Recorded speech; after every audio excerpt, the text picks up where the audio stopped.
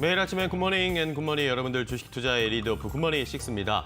자, 간밤에 새벽에 또 어떤 이슈들이 있었고 뉴욕 증시 어떻게 마감했는지 확인해보면서 힘차게 하루 또 시작해보도록 하겠습니다.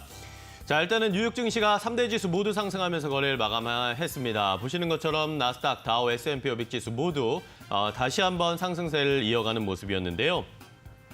자, 일단 오늘은 시장에서 실업수당 청구 건수가 예상보다 좋게 나왔다. 시장에서 긍정적인 평가들이 나왔고 오늘 이제 미국 시간으로는 7월 1일인데 7월 1일 하반기에 시장 스타트가 좋다라는 평가들이 나오고 있습니다. 자, 이러면서 3대 지수가 모두 상승했지만 역시 S&P 500 지수의 상승세가 계속 이어지고 있습니다. S&P 500 지수가 오늘 또다시 사상 최고치를 기록하면서 S&P 500 지수의 순항이 이루어지고 있습니다. 어제도 최영훈과 함께 이야기를 해드렸지만 미국의 실업률이 낮아지면 S&P 500 지수가 계속 상승하는 이런 패턴들이 나올 수 있다. 여전히 상승세를 보이고 있는 S&P 500 지수는 오늘도 사상 최고치를 기록했습니다.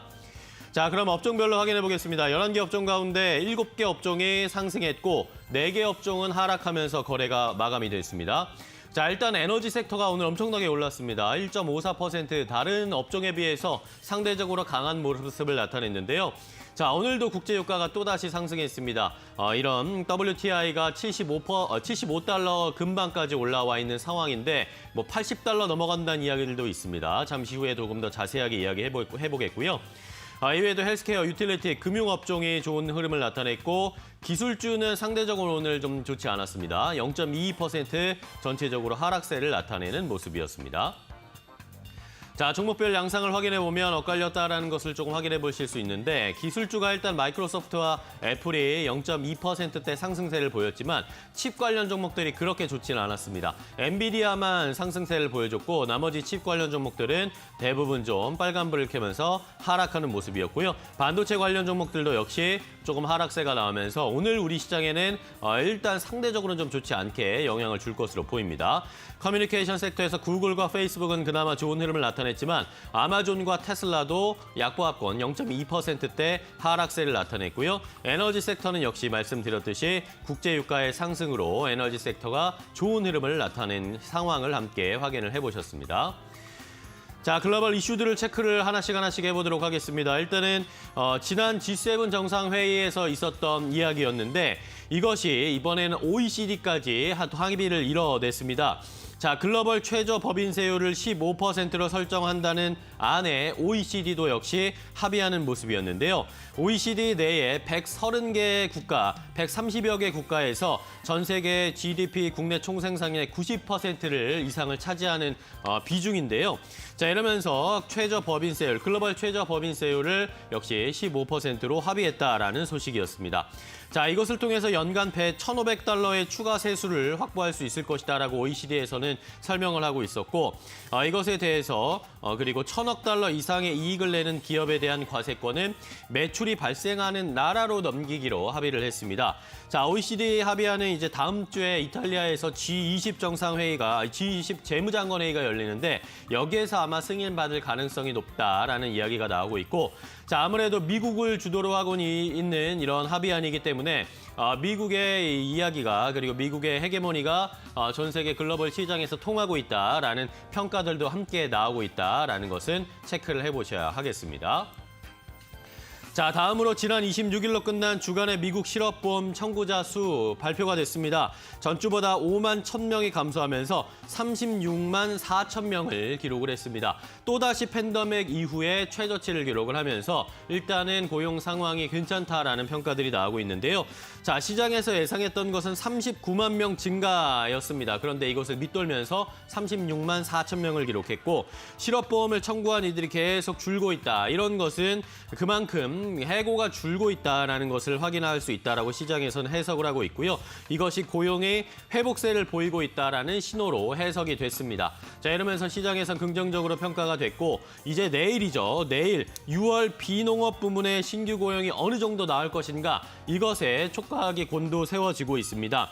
시장에서는 한 70만 건 정도를 예상하고 있는 상황인데 그리고 실업률은 5.8%, 5월에 5.8%에서 6월엔 5.7%로 낮아졌을 것이다라는 예상치들이 나오고 있습니다. 과연 내일 6월 비농업 부문의 신규 고용은 어느 정도로 나올지도 자세히 한번 체크를 해봐야 하는 상황입니다. 자, 다음은 국제유가 이야기입니다. 국제유가가 말씀드렸듯이 WTI가 배럴당 75달러도 장중에 돌파하는 모습이었습니다. 자, 여러 가지 이유가 있었지만 일단은 배럴당 75달러를 넘어선 것은 지난 2018년 10월 이후로 처음입니다. 국제유가의 상승세가 계속 이어지고 있는데 오펙 플러스의 회의 결과가 나오지를 않았습니다. 자, 이것 때문에 산유국 사이에서 이견이 있는 것이 아닌가라는 그런 의견들이 나왔고요. 시장에서는 이 회의의 결과를 앞두고 감산 완화 규모를 둘러싸고 여러 가지 전망이 쏟아지고 있습니다. 일단은 소폭 증산할 것이다라고 이야기가 나오고 있는데 그 양이 많지는 않을 것이다라는 평가들이 나오면서 이제 WTI가 80달러대까지도 올라갈 수 있지 않을까라는 예상들이 나오고 있습니다. 자, 오늘 WTI 국제유가의 흐름이 장중에 75달러대를 돌파했다가 74달러 96센트의 거래를 마쳤는데요. 말씀드렸듯이 80달러대까지 올라갈 수 있을지 계속 올해 들어서 상승세를 보여주고 있는 WTI의 흐름. 그리고 브렌트유도 역시 비슷한 흐름입니다. 계속해서 올라가면서 브렌트유는 75달러대를 넘어섰습니다. 자, 이런 국제유가의 흐름 어디까지 올라갈 수 있을지도 체크해 보셔야 되겠습니다. 자, 마지막으로 살펴볼 이야기는 어제 이야기 드렸던 로빈후드의 연장성상의 이야기인데 일단 어제는 과징금을 맞았다, 때려 맞았다라는 이야기가 나왔는데 오늘은 로빈후드가 이제 IPO를 공식화했습니다. 이러면서 시장에서 큰 관심이 불러일으키고 있습니다. 자, 올해 기업 공개 시장의 최대어로 꼽히고 있는 이 로빈후드가 미국의 증권거래위원회에 IPO 상장 신청서를 제출을 했습니다. 공식적으로 제출한 것이고요. 코로나19 사태 이전인 2019년보다 매출이 245%가 증가했다라고 합니다. 증권신고서의 내부 이런 내용을 확인을 해보니까 9억 5,900만 달러를 기록을 하면서 급증을 하면서 작년에 매출이 245% 급증했다라는 이야기가 나왔고요. 재작년에 그러니까 코로나 이전에 1억 700만 달러의 손실을 기록을 했었는데 작년에는 745만 달러의 순이익으로 엄청난 흑자 전환을 보여줬다라는 것을 확인할 수가 있습니다. 자, 아마도 나스닥에는 상장할 때 이 티커가 HOOD, 후드로 아마 정해질 것이다라고 예정이 되고 있고요. 총 1억 달러의 자본을 조달을 하고 공모 주식수의 20%에서 35% 정도를 개인 투자자에게 배정할 계획이다라는 이야기들이 나오고 있습니다. 과연 로빈후드, IPO의 상장에 올해 가장 큰 대어라고 할 수 있는 로빈후드의 인기몰이는 어디까지 이어질지도 잘 체크해 보셔야 되겠습니다. 자, 이렇게 글로벌 이슈들을 확인을 해봤습니다. 그럼 이제 또 종목별로 움직임을 확인해 보도록 할 텐데요. 최훈 캐스터와 더 자세하게 확인해 보겠습니다. 네, 글로벌 증시 마감 상황 짚고 가도록 하겠습니다. 유럽 증시부터 뉴욕 증시까지 모두 상승 흐름으로 거래를 마감했습니다. 유럽 증시 모두 다 상승 흐름으로 거래를 마감했고요. 뉴욕 증시 3대 지수도 모두 상승하며 거래를 마감했습니다. S&P는 다시 한번 사상 최고치를 경신했는데요. 어떤 종목들이 움직였는지 차례대로 만나보시죠. 네, 첫 번째 종목은 크리스피 크림입니다. 오늘 뉴욕 증시에 상장했습니다. 이 기업명에서도 알 수 있듯이 도넛으로도 굉장히 유명한 기업이죠. 일단 공모 가격이 예상보다 낮은 17달러로 책정이 됐습니다. 왜냐하면 요즘은 이 건강한 음식에 열광하는 시대이기 때문에 도넛에만 집중하는 기업에게는 큰 성장성이 없기 때문이다라고 월스트리트 전문가들은 분석을 했는데요. 하지만 팬데믹 사태가 해결이 되고 나면 이 관광객들이 늘 것이고 크리스피 크림의 이 실적은 더욱더 좋아질 것이다라는 기대감이 나오면서요. 장중에 상승으로 전환이 됐고 23% 넘게 급등하면서 이 크리스피 크림 거래를 마감했습니다. 네, 이어서 두 번째 종목 만나보도록 하겠습니다. 어제 뉴욕 증시에 상장된 기업입니다. 디디인데요. 중국판 우버로도 불리는 기업이죠. 어제 시장에서는 관망 기조가 이어졌습니다. 중국의 반독점 관련 이 조사 때문에 어제 시장에서는 1% 상승에 그쳤는데요. 하지만 오늘은 다시 한번 대량 매수가 들어오면서 두 자릿수의 상승 흐름을 보였습니다. 무려 15% 넘게 상승하면서 거래를 마감했는데요. CNBC 측에서는 2021년 하반기에는 중국 기업 중에서 대형주들이 다시 한번 힘을 받을 것이다라는 언급을 내놓기도 했습니다.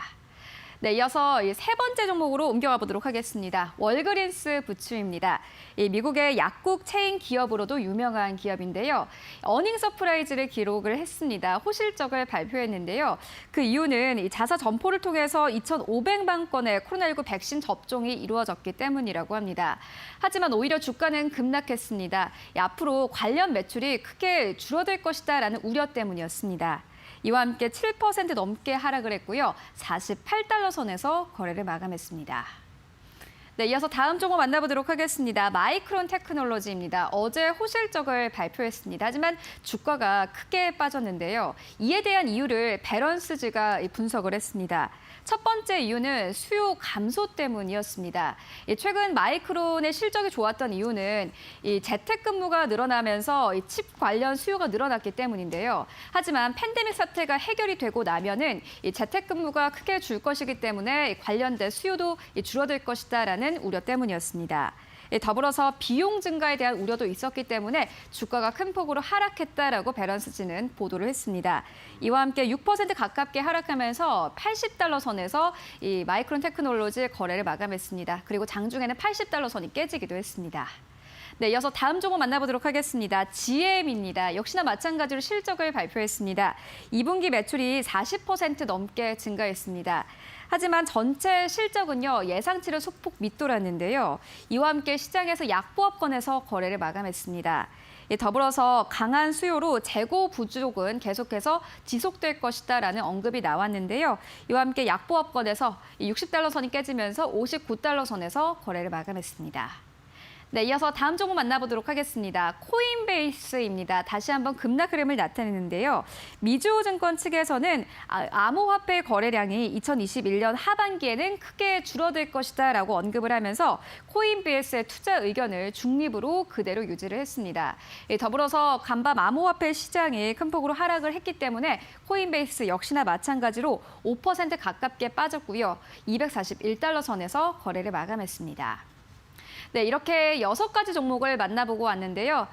전문가의 시선은 어떨까요? SG글로벌센터의 김성규 소장 만나보도록 하겠습니다. 안녕하십니까? 네, 안녕하세요. 네, 간밤 유럽 증시부터 뉴욕 증시까지 모두 분위기 좋았습니다. 오늘 우리 증시 분위기 어떻게 보십니까? 네, 어제 뉴욕 증시 일단 상승 마감했고, 일단 그 고용 지표가 상당히 좋게 나왔기 때문에 여기에 따라 가지고 좀 분위기를 탄 것 같습니다. 그리고 S&P 500 같은 경우 지금 6일 연속으로 상승하면서 계속 그 최고가 경신하는 이런 모습 지금 보여주고 있습니다. 그리고 미국 지금 현재는 고용 지표는 계속 올라가고 있음에도 불구하고 그 내용이 조금은 우려스러운 부분이 있는데 이 부분은 아마 시간이 조금 지나면 개선이 될 수 있을 것으로 보고 있습니다. 고용 지표 상승에도 불구하고 현재 구직 희망자 수는 조금 줄어들고 있고 또 그에 따라 가지고서 오히려 현장에서의 노동력 부족 현상이 자꾸 생기고 있기 때문에 이런 것들이 현재 경기 회복에 대해서는 조금은 그 갈림돌이 되지 않을까 그런 모습을 보여주고 있고요. 이에 따라서 국내 증시 같은 경우는 외국인의 수급이 그리고 기관 쪽의 수급이 상당히 약하게 가는 모습을 보여주고 있고 어제 같은 경우는 대규모의 양매도가 나오는 모습을 볼 수 있었습니다. 그렇기 때문에 앞으로 남은 이틀 동안 정도 봤을 때는 좀 개인 수급만 조금 더 늘어나는 그런 모습을 보이지 않을까 일단 그렇게 생각하고 있습니다. 현재 미국 증시에서는 민주식의 열풍이 굉장히 강해가지고 현재 주식을 시장을 이끌고 있는데 그렇지만은 이런 그 민주식이라든가 이런 그 스펙주들이 자꾸 이렇게 부각이 되는 것들이 사실은 시장이 그렇게 좋은 모습이라고는 볼 수가 없고 오히려 이런 것들을 봤을 때는 상승세가 현재 계속 둔화되는 모습을 보여주고 있기 때문에 현재 상태에서는 오히려 고점이라는 인식을 가지실 필요가 있을 것 같고요. 단 이제 국내 증시 같은 경우 각종 IPO를 가지고 상반기에 좀 상승세를 보였던 반면에 하반기에 들어와서는 약간 역시 이런 모습을 따라서 좀 둔화되지 않을까 이런 생각을 하고 있습니다.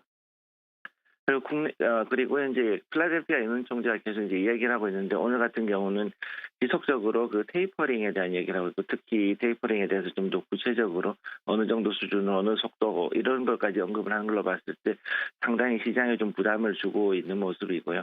그리고 여기에 대해서 그래도 점진적으로 테이퍼링을 제한을 해가지고서는 이러는 것은 그래도 바로 강하게 들어가지는 않고 그래도 서서히 시장의 상태를 보면서 완만하게 갈 것이다라는 이런 뉘앙스를 풍기고 있습니다. 이에 따라서 국내 증시 같은 경우 하반기에 외국인 유입세가 좀 더 강해질 가능성이 높기 때문에 거기에 대해서 좀 주목하실 필요가 있겠습니다. 그리고 이제 OECD에서 이제 구글세로 불리는 글로벌 세금에 대해서 이제 130개국의 법률 전문가들이 이제 합의를 완료를 했고 여기에 대해서 앞으로 그 G20 정상회담 거기에서 정상 그 G20 그 재무회의에서 이것이 아마 비준될 가능성이 많이 높아졌습니다.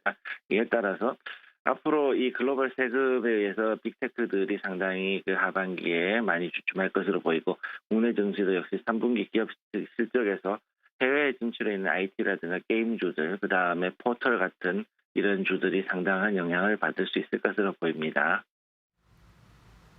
네, 알겠습니다. 지금까지 김성규 소장과 함께했습니다. 고맙습니다. 네, 감사합니다. 네, 지금까지 뉴욕 증시 마감 상황 그리고 국내 증시 영향까지 짚고 왔습니다. 최윤이었습니다.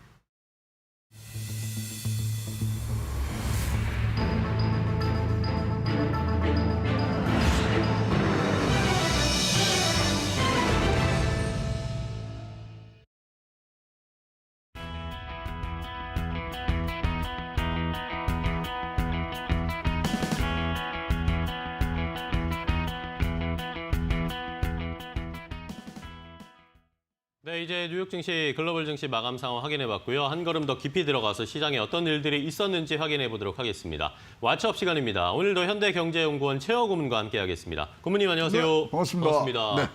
자, 오늘 일단 주간 실업급 청구자 건수가 나왔습니다. 네. 이것을 어떻게 보셨는지 일단은 시장에서 뭐 긍정적으로 좀 평가를 하던데 어떻게 보세요? 긍정적인 정도가 아니네요. 이거 보니까 굉장히 이제 어떤 트렌드가 형성되는 거 아닌가 싶은데요. 네. 지금 특히 이제 우리가 이런 거는 증시에 어떤 반응이 있는가가 가장 중요한데 네. 와, S&P 500도 최고치 경신 중이에요. 거기다가 더 좋은 거는 뭐냐면요. 10년물 금리가요. 1.46에서 움직이지도 않았어요. 그러니까요. 딱 그렇다면 어저께 잠깐 소개를 해드렸습니다만 S&P 500이 최고치를 칠 때의 조건이 뭐였냐면 실업률이 제일 낮을 때거든요. 네, 그렇죠. 그 상황이 지금 재현되는 것 같고요. 그런데 지금 아직까지 S&P 500, 그러니까 실업률에 대해서는 조금 많이 더 가야 되거든요. 지금 5.7% 뭐 이렇게 되니까 그렇다면 시장에서 어떻게 읽었냐면 실업률이 최저치로 내려갈 때까지 시간이 아직도 남았다. 즉 S&P 500의 최고치는 더 이것이 폭발적으로 올라갈 수 있는 부분들이 아직도 남았다. 이렇게 해석이 되는 것 같아요. 그러니까 난관론들이 굉장히 이제 많이 퍼지고 특히 이 신규 실업수당이 참 요번 굉장히 뭐 인플레니 아니니 갖고서 논쟁하는데 사실 효자 노릇을 하고 있어요. 기억하시겠죠? 6월 중순쯤에 뭐 인플레이션 얘기 많이 나올 때 여기가 다시 40만 대로 올라갔었잖아요. 한번. 그러면서 그때 인플레이션 논쟁을 잠재웠고 지금은 또 앞으로의 성장 낙관론에 힘을 실어주는데 좀 뭐 내용을 조금 더 들어가면요. 네네. 4주 이동 평균 건수도 7만 명 정도가 줄었어요. 네. 거기다가 지금 5월에 최초로 30만 명대에 들어갔다가 아까 말씀드린 대로 6월 12일 주간에 다시 40만 명대로 가서 어제 걱정을 하는데 네네. 꺾였습니다. 그러게요. 그러니까 4월 말에 8만 3천 명에서 좀 줄고 이런 등등이 나오니까 지금 이 부분들이 굉장히 경제의 회복에 제일 중심인 고용이 회복되고 있다. 근데 고용 회복되는 게 굉장히 좋은데 너무나 많이 되면 안 되잖아요. 네네. 근데 아직도 갈 길은 멀다. 근데 고용이 회복되는 순간에 있기 때문에 굉장히 경제에 대한 자신감과 이 회복이 갖고 올 수 있는 그런 어떤 선순환적인 부분들에 굉장히 뭐 좋은 영향들을 주고요. 그러다 보니까 이제 내용면으로 보면은 네네. 지금 보니까 제일 여기에 영향을 많이 줬던 실업급여 수당을 신청하는데 가장 영향을 많이 줬던 게 연방 정부 차원에서 이 보조금 준 거 있잖아요. 그렇죠. 그거를 뭐 몇몇 주지사들은 일부러 끊었습니다. 그래서 미주리주 등 4개 그 주지사들은 야 이거 자꾸만 돈을 많이 주니까 고용을 안 하니 뭐 일하러 가지를 않는구나. 그러니까 나가질 않으니까. 네, 그래서 12일부터 중단을 해버렸습니다. 자의평 때문에. 19일 날에는 7개 주가에서 지금 7월 10일 정도까지는 25개 주가 지금 참석을 하는데요. 그러다 보니까 이것을 조사를 해보니까 네. 이 연방 정부의 지원금을 중단한 데는 이 실업급여의 감소세가 13%까지 올라갔어요. 그냥 없는 데는 5%대밖에 안 되는데, 네네. 그러니까 연방 차원의 실업수당이 종료되면은 실업수요도 같이 이제 줄고 있구나. 왜냐면 실업수당이 지금 일하는 것보다 훨씬 더 많이 줬거든요. 그쵸, 많이 나오니까요. 그래서 지금 제가 보기에는 연방 지원 프로그램이 이제 9월 말에는 무조건 종료입니다. 그때까지 보면 5에서 한 13% 사이로 이제 감소되는 전망이 되면 9월 말까지는 뭐 100% S&P 500은 올라갈 수밖에 없습니다. 그렇게 지금 시장이 뭐 반응을 하는 것 같고요. 뭐 잘 아시겠지만 아직도 930만 개, 뭐 작게 잡는 사람은 700만인데 700만에서 930만 개의 지금 자리가 비어 있어요. 그거를 어떻게 채우느냐기 때문에 고용 시장은 더 활활 탈 것 같고요. 그래 이제 조금 이제 문제가 되는 부분들은 네네. 한 210만 명 정도가 요번에 이제 이렇게 휴직을 하면서 아예 퇴사를 해버렸어요. 더 이상 일 안 한다. 그 부분에 200만 개를 어떻게 채워넣느냐가. 근데 이제 앞으로 보면은 뭐 인프라도 한다, 뭐 여러 가지 바이든의 경기 부양책에서 200만 개는 쉽게 이제 채울 수가 있을 것 같거든요. 그렇다면은 지금 우리가 보고 있는 굉장히 금리도 안 움직이고 뭐 물가도 2%대로 잡는다 그러고 성장세는 쭉쭉 올라가니까 진짜로 골디락스에 대한 기대가 뭐 갖고 오고요. 그러다 보면 의회 예상국에서 미국의 의회 예상이 굉장히 보수적인데 어저께 뭐 미국 올해 성장 전망치를 7.4%로 그냥 확 조금 많이 나간 것 같다는 생각이 들지만 그만큼 자신감이 있는 숫자들이 지금 나오는 걸로 봐서 내일 이제 제일 중요한 그쵸. 이제 숫자들이 노동부에 나오는 고용 동향이 나오는데 거기까지 잘 나오면 제가 보기에 9월 말에 실업수당 종료까지는 네. S&P 500은 수능할다. 좀 꽃길을 가지 않겠나 이렇게 보여집니다. 네, 좋습니다. 말씀해 주신 것처럼 일단은 시장이 조금 안정세, 골디락스의 징조를 좀 보여주고 있습니다. 금리가 일단 1.4%대에서 크게 이제 변동성이 나오지도 않고 실업률도 점점 낮아지고 있고 이런 상황에서 S&P 500 지수는 계속 최고치를 기록을 하고 있습니다. 말씀해 주신 것처럼 9월 말 정도까지는 계속 좀 순항할 수 있지 않을까라는 한번 예상을 해보니까요. 한번 계속 지켜보고 체크를 해보도록 하겠습니다. 자, 그럼 이제 셀럽들의 말말말 확인해 보겠습니다. 뉴욕 증시와 전 세계 증시를 들썩이게 하는 셀럽들의 이야기. 오늘은 어떤 인물들의 이야기가 준비되어 있는지 첫 번째 인물부터 강민정 캐스터 함께 확인해 보시죠. 네, 안녕하세요. 셀럽은 말했지 강민정입니다. 오늘도 경제계 각양각색 셀럽들의 발언 제가 쏙쏙 뽑아서 준비해봤습니다. 자, 지난밤 미국 증시에는 새로운 신규 상장이 있었습니다. 바로 크리스피 크림 도넛이었는데요. CNBC의 이 크리스피 크림의 CEO가 출연을 해서 인터뷰를 했습니다. 자, MC가 생각보다 밸류에이션이 예상보다 낮은데 어떠냐고 묻자 거기에 대한 답변으로 한 말이었습니다. 우리 회사 밸류에이션은 2016년보다 2.5배가 높아졌다. 즉 2016년에 JAB 홀딩스가 이 크리스피를 인수하면서 비상장 기업으로 전환했을 때보다 밸류에이션이 높아졌다라는 이야기였고요. 현재 더블 레비뉴, 이익도 2배가 됐고 에비타도 2배가 됐습니다라고 이야기를 했습니다. 자, 공모가보다 조금 낮게 시작을 해서 그래도 소폭의 상승으로 마감을 했는데 투자 전략도 궁금합니다. 스튜디오 통해서 세워보시죠. 자, 첫 번째 이야기는 네. 이 크리스피 크림 오늘 상장이 됐습니다. 네. 크리스피 크림 저는 먹어본 지 굉장히 오래됐는데 미국 사람들은 많이 먹나 봐요. 네. 자, IPO와 관련된 이야기도 많이 나오고 있습니다. 크리스피 크림이 오늘 일단은 상장이 됐고 오늘 또 이 로빈후드의 IPO 이야기도 그렇죠. 좀 나오고 많이 있습니다. 하반기에도 IPO 시장 계속 이어질까요? 그 계속 이어질 수밖에 없죠. 지금 뭐 굉장히 사실 밸류에이션이 이제 뭐 높아지는 부분도 있지만 너무나 이제 유동성이 많기 때문에 그렇죠. 사실 100억짜리 회사라면은 뭐 300억, 400억의 추정치를 올리는 데는 큰 무리가 없어져서 예, 지금 굉장히 자금 시장에서는 돈을 끌어모으기가 좋다고 보여지고요.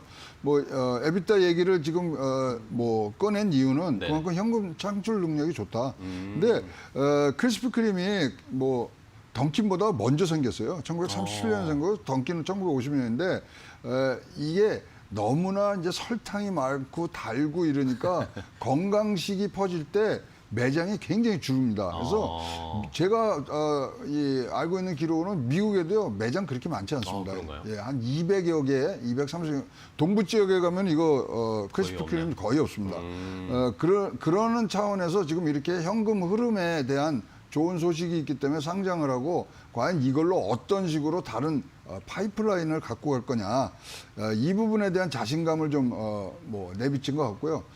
이런 것들이 이제 앞으로 이 팬데믹이 지난 다음에 어떤 보복적 이연수에 굉장히 지금 뭐 영향을 미칠 수 있는 타이밍적으로는 굉장히 좋은 타이밍을 지금 가지고 있다. 뭐 이렇게 보여집니다. 네, 좋습니다. 자, 이렇게 오늘 크리스피 크림이 상장을 했는데 4년 만에 컴백을 한 겁니다. 그렇죠. 이제 과연 앞으로의 주가 흐름도 괜찮을지 한번 잘 지켜보도록 하겠습니다. 그리고 하반기에 계속 이어지는 네. IPO 새로운 신규 상장되는 종목들의 흐름도 체크를 해드리겠습니다. 한국에서는 크리스피 크림이 롯데그룹에서 네. 지금 운영을 하지 아마 그럴 않습니까? 그 이유 아세요? 왜죠? 네, 신동빈 회장이 유학 시절에 제일 즐겨 먹었던 뭐 도넛이 이겁니다. 그래서 갖고 온 겁니다. 아, 이 신동미 회장의 기호에 따라 콕 집어서 가지고 오셨군요. 제 1호점이 신촌에 나왔죠, 2004년도에. 네, 제가 대학교 때 처음 먹었던 기억이 나네요. 그렇습니다. 네. 자, 이렇게 크리스피 크림의 뭐 뒷이야기까지 함께 체크를 해봤습니다. 자, 그럼 다음 셀럽의 이야기 또 확인해 볼까요? 다음 셀럽은 누굽니까? 강민정 캐스터. 네, 다음 셀럽은 아마존인데요. 제프 베이조스 회장의 퇴임이 사흘 앞으로 다가왔습니다. 이 CEO의 교체를 앞두고 홈페이지 리더십 원칙에 새로운 내용이 추가됐는데 함께 보실게요.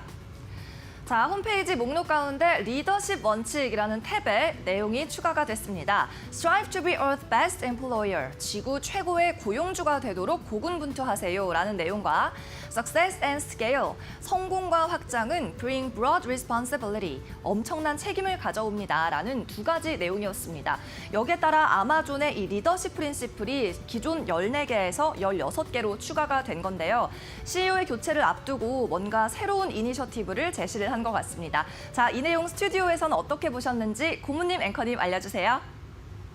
네, 다음 이야기는 아마존의 이야기입니다. 이제 제프 베이조스는 은퇴를 하고 우주여행을 준비를 하고 있고요. 그렇죠. 자, 아마존의 이런 새로운 뭐 리더십 원칙이라고 해야 될까? 이런 거 어떻게 보셨습니까? 뭐 이거 뭐 이 독자는 1인이겠죠. 앤디 제시에게 후계자한테 지금 뭐 분명히 이런 얘기를 한 건데 지금 아마존이 부족하다고 하는 부분들이 뭐냐면은 네. 사실 광고 부분하고 전자상거래 부분이거든요. 그 부분을 어떻게 할 거냐. 근데 분명히 앤디 제시하고 얘기를 했을 거예요. 지금요.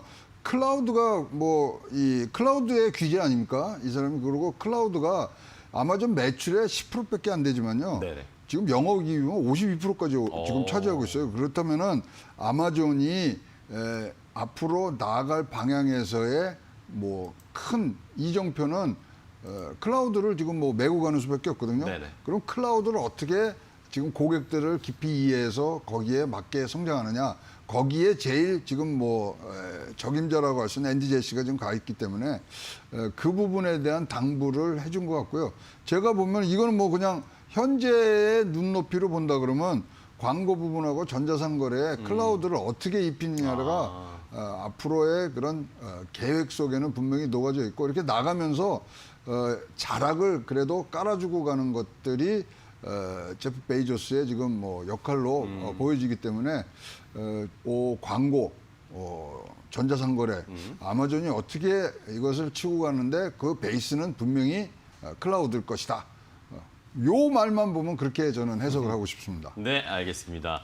자, 아마존 웹 서비스, 이 아마존의 이 클라우드 부문을 어떻게 전자상거래나 광고와 엮으면서 조금 더 좋은 매출과 영업이익을 낼 수 있을지 아마존의 앞으로 행보도 지켜보도록 하겠고요. 자, 마지막 셀럽 이야기 확인해 보겠습니다. 강미정 캐스터 전해주세요.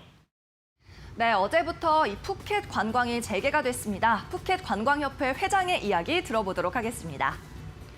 자, 이번 관광 재개의 핵심을 두 가지로 꼽았는데요. 첫 번째는 herd immunity, 즉 집단 면역이다. 이 푸켓 주민들이 70% 이상 예방 접종을 완료했기 때문에 이 푸켓 내에서 집단 면역이 형성됐다라고 당국이 보고 있는데 거기에 대해서 이야기를 했고요. No quarantines, 그리고 격리 면제가 핵심입니다라고 이야기했습니다.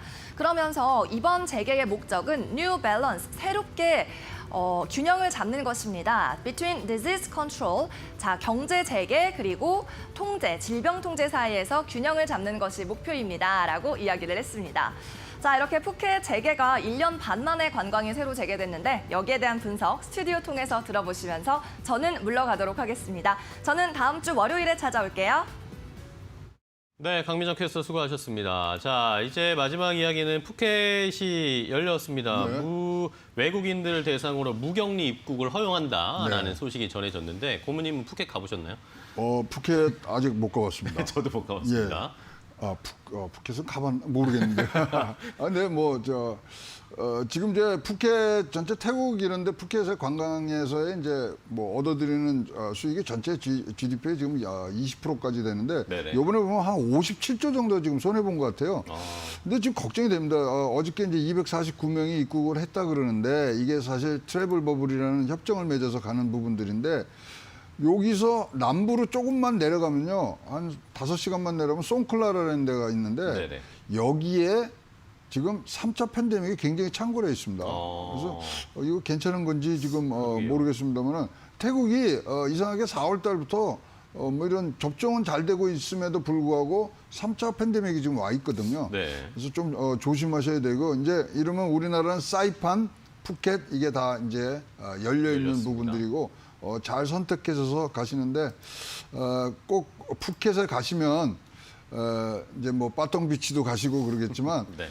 푸켓에 그 부처님 큰 상이 하나 있거든요. 빅부대라는데 거기 가서 꼭 우리나라 좀 잘 되게 여러분 기원도 하시고 여러분 가정의 건강도 빌고 오시면 좋겠습니다. 네, 좋습니다. 자, 이렇게 이 트래블 버블을 통해서 이제 여행국들이 하나씩 열리고 있습니다. 하지만 여전히 이 코로나 델타 변이 바이러스 때문에 아직은 조금 긴가민가한 상황이기 때문에 방역은 철저히 항상 건강과 청결은 챙기셔야 한다라는 것은 당부를 드리고 마무리해 보도록 하겠습니다. 우리 저 PD가 다음 주 좀 어디 휴가 가시는 것 같은데 예. 혹시 여기 가시는 거 아닌가 모르겠어요. 그런가요? 한번 확인해 보겠습니다. 네. 백신을 안 확인을 꼭 맞아서 좀 외국은 못 간답니다. 그렇습니까? 아직. 네. 모르겠습니다. 네. 알겠습니다. 자, 이렇게 오늘 최영원 고문과 함께 왓츠업 그리고 셀러본 마레지까지 확인을 해봤습니다. 오늘 또 좋은 이야기, 재밌는 이야기 들려주셔서 감사하고요. 주말 잘 쉬시고 다음 주에 뵙도록 하겠습니다. 고생 많으셨습니다. 고맙습니다. 자, 이렇게 전체적인 글로벌 시장을 확인을 해봤습니다. 이제 우리 시장으로 돌아와야 되겠죠. 하반기가 본격적으로 출발을 했습니다. 하반기에는 어떤 업종, 어떤 종목들을 살펴봐야 할지 궁금하실 것 같아서 저희가 특집을 준비했습니다. 오늘 특집의 마지막 순서인데요. 자, 해운, 조선, 항공업종 상반기에도 잘 갔지만 하반기에도 기대해도 좋을 것이다라는 의견 함께 확인해 보겠습니다. 신영증권의 엄경화 애널리스트와 확인해 볼 테니까 잠시만 기다려 주시기 바랍니다.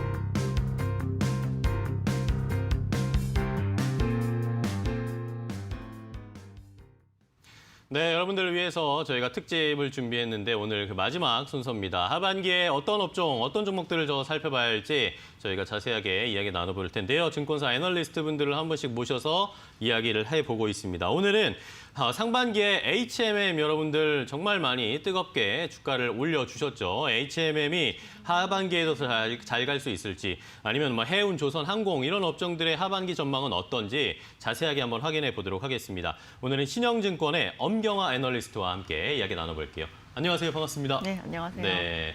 자, 이렇게 또 빠른 시간에 아침 일찍 나와주셔서 너무 감사하고요. 네네. 자, 엄경화 애널리스트의 그 시각을 많은 분들이 궁금해하시니까 하나씩 좀 이야기를 나눠보도록 하겠습니다. 뭐 아까 HMM 이야기를 좀 말씀드렸지만 뭐 상반기에 뭐 가장 뜨거웠던 종목 중에 하나라고 하면은 뭐 HMM 뭐 다들 꼽으실 거예요. 요즘 흠슬라라고 하면서 이런 신조어까지 생겼는데. 자, 뭐 HMM을 포함해서 이제 역대급 호황, 뭐 실적도 좋아지고 있고 주가도 엄청나게 올라가고 있는 이런 해운주들 어떤 이유 때문에 이렇게 상승을 했을까요? 그러니까 해운주 주가는 무조건적으로 운임이랑 동행을 그렇죠. 합니다. 네. 근데 저희가 다 아시다시피 역사적으로 가장 높은 운임을 기록을 한 상황이기 때문에 뭐 그런 부분으로 많이 좋아졌다고 볼 수가 있고요. 이게 되게 단기적으로 벌어진 일은 아니고 몇 년 전부터 발주는 못하고 그리고 이제 수요 쪽 같은 경우는 무역 분쟁을 예고를 하고 몇 년에 걸쳐서 진행이 되면서 화물 재고는 많이 줄어들고 이런 상황이 되다 보니 이제 폭발적인 실적이 나옴으로 인해서 이런 상황이 벌어졌다라고 보시면 될 것 같습니다. 네. 자, 지금 뭐 저희가 그래프로 보여드리지만 운임지수, 뭐 상하이 컨테이너 운임지수 같은 것들, 뭐 발틱 운임지수 이런 것들이 계속 올라가고 있는 상황이어서 뭐 이것이 뭐 올해 상반기 단기적인 그런 이슈는 아니었다. 쭉 추세는 그런 상황이었는데 이것이 또 뭐 코로나라든지 뭐 여러 이슈가 겹치면서 더 이렇게 시세를 뿜을 수 있는 상황이었습니다. 자, 해운주도 해운주였지만 최근에 우리나라에서는 그리고 조선업황도 굉장히 좋아요. 수주가 엄청나게 들어오고 있습니다. 이런 것들이 모멘텀이 되면서 이 조선업의 호황 이런 것도 과거와는 조금 분위기가 다르다. 슈퍼사이클의 분위기가 다르다라는 그런 의견들도 있습니다. 어떻게 보세요? 저희가 이제 가장 최근에 기억하는 슈퍼사이클이 2007년이거든요. 그렇죠. 그래서 그때를 저희가 보통 이제 30년 만의 호황이다라고 표현을 하는 게 그 이전에 30년 전에 만들었던 배들이 이제 내용연수가 다 돼서 많이 교체를 해야 되는 시기였어요. 근데 그때 같은 경우는 이제 대장 선종이 매번 다른데요. 이제 드라이벌크선이라는 그런 선박이 대장 선종이었습니다. 그래서 뭐 기술력이 아주 많이 필요하진 않지만 매우 양이 많은 선종이기 때문에 지금 전 세계에 있는 한 10만 척의 배 중에서 한 1만 척 이상을 차지를 하고 있거든요. 그래서 양적으로 밀어붙이는 약간 호황 사이클이었다고 한다면 이제 요번에 이 호황기의 대장 선종은 뭐 많이 아시는 것처럼 컨테이너선이 일단 1차이고요.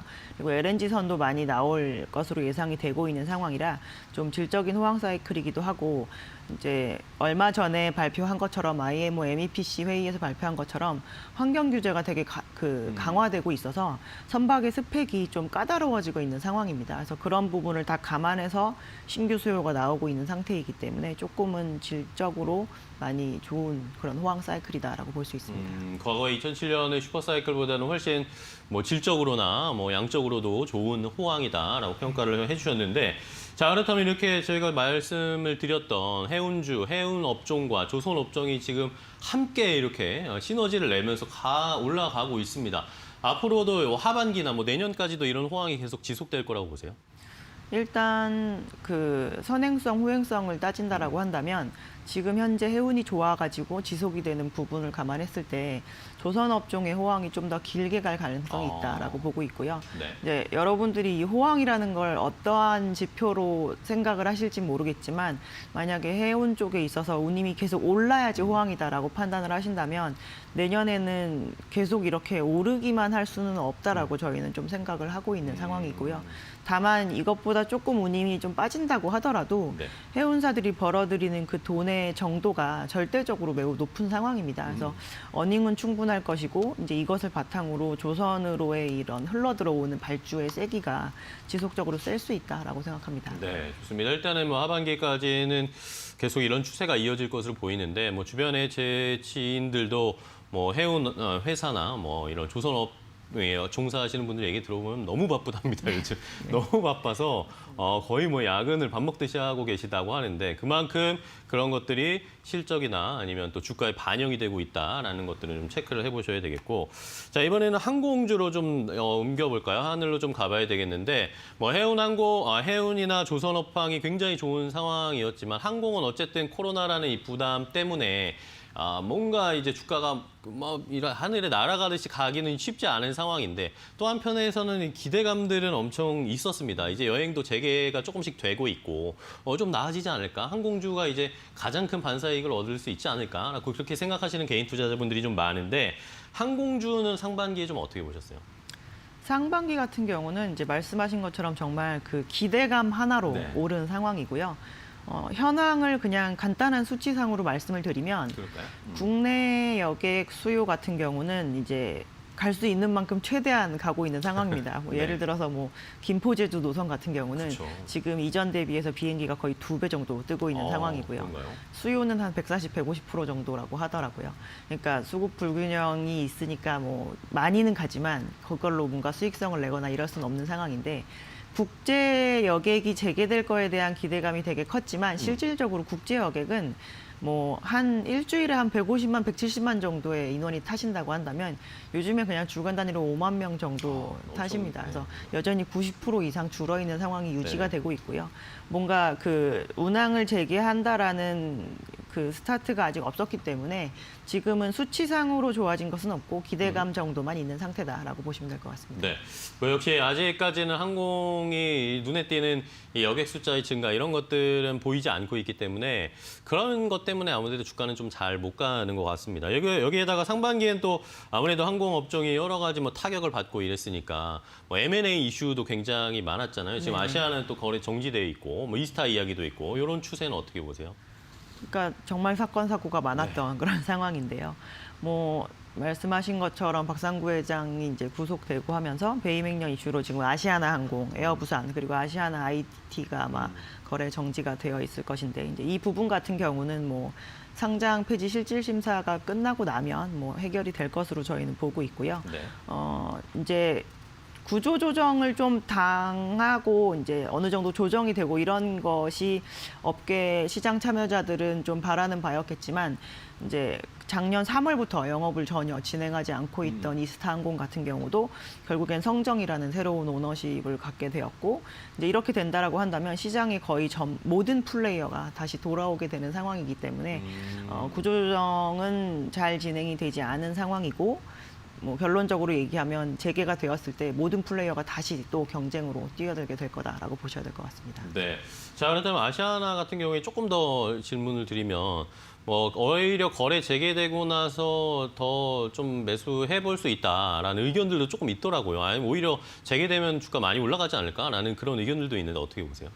저희도 지금 항공업종 내 가장 최선호주로 추천해 드리는 게 이제 아시아나항공이고요. 아시아나항공이 거래가 정지될 당시에 시가총액이 약 1조가 조금 넘는 정도 수준에서 그 결론이 났는데 요즘에 저가 항공사들 중에서 대장주인 제주항공이나 진에어가 거의 그 정도 시가총액을 기록을 하고 있습니다.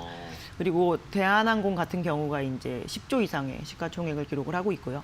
물론 그 구조 조정되면서 대한항공이 이제 아시아나항공한테 유상증자를 하게 될 거고 그렇게 되면 시가총액이 많이 늘긴 하겠지만 그럼에도 불구하고 현재 하고 있는 사업 사이즈 대비해서는 매우 저평가 구간에 있습니다. 그래서 다른 항공주들이 오르는 동안 못 오른 것을 조금 빨리 따라가는 형국이 되지 않을까라고 보고 있습니다. 네, 좋습니다. 그러면 아시아나는 일단은 거래 재개됐을 때는 주가 흐름을 저희가 좀 체크는 해봐야 되겠고 뭐 다른 경쟁 업체들에 비해서 지금 시가총액이 엄청 쪼그라들어 있는 상태이기 때문에 조금 상승할 수 있을 거래 재개됐을 때에 뭐 찬스는 한번 체크를 해봐야 되겠습니다. 자, 그러면은 항공주 시장, 항공주 전체적으로 봤을 때 하반기에는 어떻게 좀 전망을 하고 계세요? 일단 국제 여객이 재개되냐 안 되냐가 매우 중요합니다. 그래서 그렇습니다. 지금 항공사들이 뭐 아까 말씀드렸다시피 국제 여객을 90몇 프로 줄여서 영업을 하고 있는 상태이기 때문에 인천공항 주기장에는 지금 그냥 서 있기만 하는 비행기가 상당히 많은 상태거든요. 그렇죠. 그래서 항공사들의 고정비는 사람과 비행기입니다. 그래서 비행기를 빌려서 매번 그 렌탈료를 내고 있는데 그 비행기가 뜨지 못하면 그냥 고정비만 나가고 매출은 발생하지 않게 되는 거거든요. 그래서 이 재개가 자꾸 뒤로 가면 뒤로 갈수록 이제 비용이 많이 들고 이제 현금이 자꾸 타게 되는 건 어떻게 할 수는 없는 거고요. 그래서 이 부분이 매우 중요하고 이제 기대했던 것만큼 빨리 재개가 된다라고 한다면 저희가 해운 쪽에서 이미 확인한 바와 같이 이렇게 밀렸던 수요가 나왔을 때 가격에 대한 그 지불 용의가 상당히 많잖아요. 그래서 아마 항공사들도 그렇게 된다라고 한다면 이 가격 상승에 대한 레버리지 효과를 실적에서 빨리 확인하실 수 있을 것으로 보고 있고요. 그래서 중기적으로는 저희는 매우 긍정적으로 보고 있는 상황입니다. 근데 이제 요즘에 뭐 변이 바이러스도 나오고 막 이렇게 되니까 이 부분으로 인해서 이 재개 시점이 이제 뭐 3분기가 될 거냐, 4분기가 될 거냐, 내년 상반기까지 더 뒤로 미뤄서 생각해 봐야 되느냐, 이제 이게 되게 문제가 되는 거죠. 네, 일단은 뭐 국제 여객이 열리느냐가 항공주에게 있어서는 가장 중요한 기로가 될 것이다라고 좀 체크를 해보셨고요. 중장기적으로 봤을 때는 어쨌든 좀 긍정적으로 보신다. 자, 근데 저 아까 뭐 살짝 언급은 해주셨지만 이 코로나 2차 뭐 3차, 2차인지 3차인지도 이제는 체크하기 어려운데 이 변이 바이러스의 리스크가 좀 나오고 있습니다. 만약에 이런 것들이 좀 심각해진다. 이런 것들 때문에 뭐 지금 뭐 트래블 버블 이런 이야기 나왔다가 이런 것들이 좀 사그라든다. 뭐 이런 조금 변수가 생기면은 항공주나 해운주에 좀 영향이 있을까요? 그러니까 운항 재개를 아예 법적으로 못하게 하게 되면 당연히 매출이 일어나지 않기 때문에 저희가 재무 확충을 한 번 더 해야 될 수도 있고 막 이런 상황이고요. 근데 국내 여객의 그 추이를 보면 작년에는 뭐 한 300명 정도 발생하다가 확진자가 갑자기 막 500명대로 늘어난다. 그러면 국내 여객 수요도 그거에 대해서 엄청나게 이렇게 영향을 받았었거든요. 여름이나 뭐 아니면은 겨울로 막 작년에는. 들어가는 시즌 같은 경우는. 근데 올해는 뭐 하루에 700명이 발생하든 1000명이 발생하든 상관없이 계속 거의 계속 좋은 어. 정도 수준을 유지를 하고 있습니다. 그래서 결국에는 변이 바이러스의 그런 국제선 수요 또한 심리는 그렇게 작용하지 않을까라고 보고 있고요. 다만 이제 이 변이 바이러스로 인해서 가지 못하게 하는 이런 뭔가 차단 규제가 생긴다라고 한다면 문제가 되겠지만 이제 소비자들이 반응하는 부분은 이제 국내 여객 수요에 대해서 반응했던 거와 거의 유사하지 않을까라고 저희 보고 있습니다. 알겠습니다. 자, 그렇다면 이제 결론적으로 마지막으로 좀 정리를 해봐야 될 텐데, 자, 하반기에 일단은 해운과 조선 업종은 굉장히 좀 긍정적으로 보시고 항공 쪽은 중장기적으로 봤을 때 조금 긍정적으로 보셨다고 하셨습니다. 하반기에 어떻게 좀 투자를 해볼까요? 종합적으로 한번 좀 투자 전략을 세워주실까요? 항공업종 같은 경우는 일단 저희는 변이 바이러스 이슈가 이제 중단기적으로 계속 영향을 줄 거라고 보고 있고요.